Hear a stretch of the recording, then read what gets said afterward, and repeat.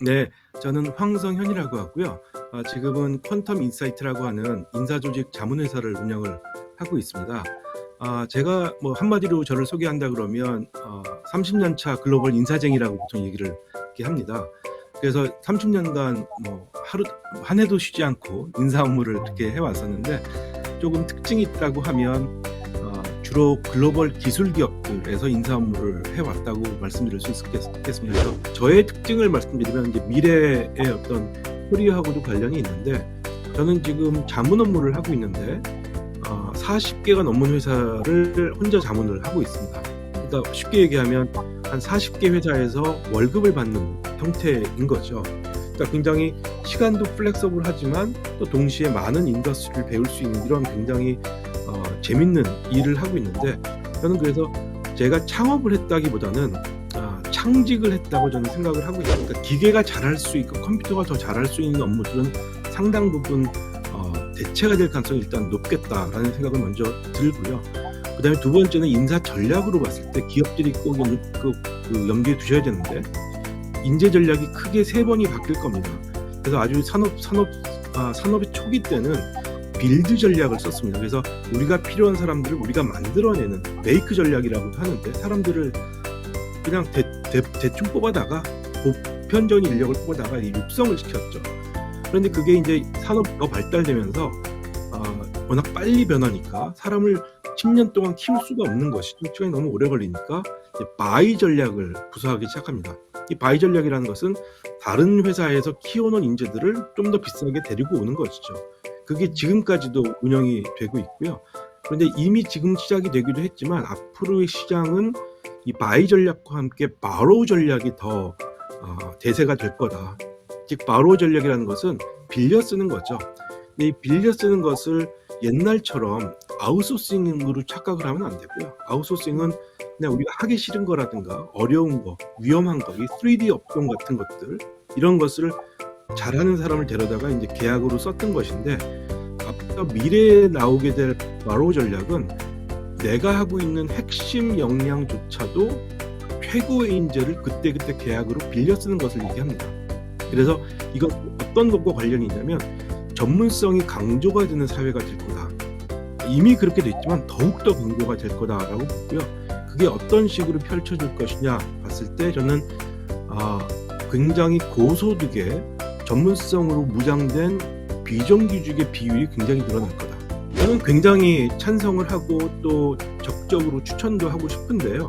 근데 이제 경력의 그 단계에 따라 좀 다를 수는 있다고 생각을 합니다. 예를 들어서 저 같은 경우는 지금 한 3가지 일을 좀 하고 있거든요. 제 본업인 뭐 이런 인사 자문 업무도 하고 있지만, 또 TU라고 해서 타이드 인비전 유니버시티라고 하는 비영리 단체를 또 같이 공동 운영을 하고 있기도 하고, 그 다음에 뭐 일부 어떤 그 메인적인 그런 코치 업무도 하고, 또 개인적인 또 취미 활동도 하는 여러 가지 이런 것들을 이제 하게 되는데, 저는 그게 우리가 일과 직장에 대한 인식하고 많이 관련이 된 것 같습니다. 예전에 뭐 저희가 신입사원일 때나 저희 선배들 시대에는 사실은 직장 자체가 하나의 인생처럼 받아들였던 것 같습니다. 그래서 직장에서 뭔가 실패를 하거나 잘못되면 내 인생이 실패된 것 같은 이런 것이 저는 가장 바람직하지 않다고 보거든요. 그러니까 내 인생 전체에서 직장이라는 것은 사실은 굉장히 중요하지만 부분인 거거든요. 그런데 직장에서 내가 인정을 못 받으면 내 인생이 실패하거나, 좋은 직장을 못 들어가면 내 인생이 실패한 것 같은 것은 굉장히 소모적이고 우리 인생에 바람직하지 않다고 보는데요. 그래서 저는 내가 어떤 인생의 가치를 느끼고 행복한 것은 꼭 직장에서 자아실현을 할 필요는 없다고 봅니다. 그래서 충분히 내가 좋아하고 가치를 줄 수 있고 남들과 행복감을 느낄 수 있는 것은 직장 외에서도 찾을 수 있는 그런 활동을 충분히 하는 것은 의미가 있다고 보는데, 근데 이제 자칫 아까 이제 사회자님 말씀하신 것처럼 이게 에너지가 너무 분산되면 본업에 문제가 될 수도 있겠죠. 그래서 그건 본인의 판단에 묻히지만, 그래서 좀 더 경력 초반에는 내가 지금 가려고 하는 그 경로에서 좀 더 탄탄한 나의 전문성은 좀 쌓아 놓는데 먼저 좀 치중을 하고, 그다음에 어느 정도 그게 좀 안정화될 때 여러 가지 다른 내가 원하는 것들을 어 모색하는 그런 그 좀 단계적인 방법을 하면 어떨까 하는 생각도 개인적으로 해 봅니다. 근데 이제 그거는 본인의 경력 목표를 어디다 두느냐에 따라 많이 다를 것 같은데, 근데 일반적으로 가장 많은 우리 직장에 다니는 분들을 타겟으로 말씀을 드린다고 하면, 저는 1번은 요즘 아주 쉽게 아주 현실적으로 얘기하면 링크드인을 잘 활용하는 것은 굉장히 도움이 된다라고 생각을 하고요.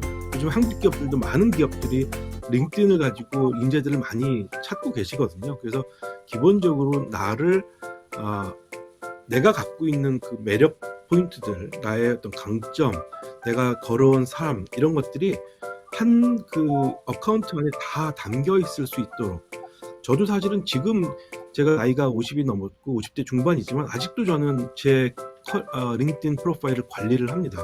그래서 제가 어떤 자격증을 땄거나, 아니면 어떤 아티클을 냈거나, 아니면 어떤 새로운 활동을 하고 있거나 하는 것들은 그때그때 계속 올리고, 또 제가 새로 공부한 내용들이 있으면 거기다 올리기도 하고, 그리고 지금은 제가 그럴 이유가 없지만 내가 직장을 구하고 있다고 하면 거기다가 직장을 구하고 있다는 의사도 명확하게 파악을 하고, 내가 가고 싶은 지역도 명확하게 드러내는. 그런데 그것이 올렸는데 매력이 없으면 안 되겠죠. 그래서 거짓말 하라는 것은 아니고, 충분히 내가 나의 타겟이 되는 그 임플로이어, 구직을 하는 그 구인을 하는 그 회사에서 관심을 가질 수 있는 포인트를 잘 알아야겠죠. 그래서 그것을 운영하는 방법으로는 링크드인이 하나의 수단이 되지만, 요즘 많이 하는 것처럼 그런 유튜브 채널을 운영한다든가, 또는 페이스북에 하나의 커뮤니티 채널에 가입해서 본인이 갖고 있는 지식이라든가 네트워크를 강화한다든가, 그런 것들이 가장 기본이 되는 것 같고요. 내가 사내에 있다고 하더라도 내가 어떻게 하면 내가 나의 모습을 조금 더 개발할 것인가 하는 그 여러 가지 수단들이 있는데, 그 중에서 이제 PDP라고 하는 방법이 있는데, Personal Development Plan이라고 하는 하나의 이제 그 양식이 있는데, 이런 것들을 활용해서 내가 브랜드를 좀 더 나의 브랜드 가치를 높이기 위해서 어떤 활동들을 해야 될 것인가 하는 것들을 좀 체계적으로 전략을 세워서 준비를 하시면 훨씬 더 효과적인 방법이 되지 않을까 하는 생각이 듭니다.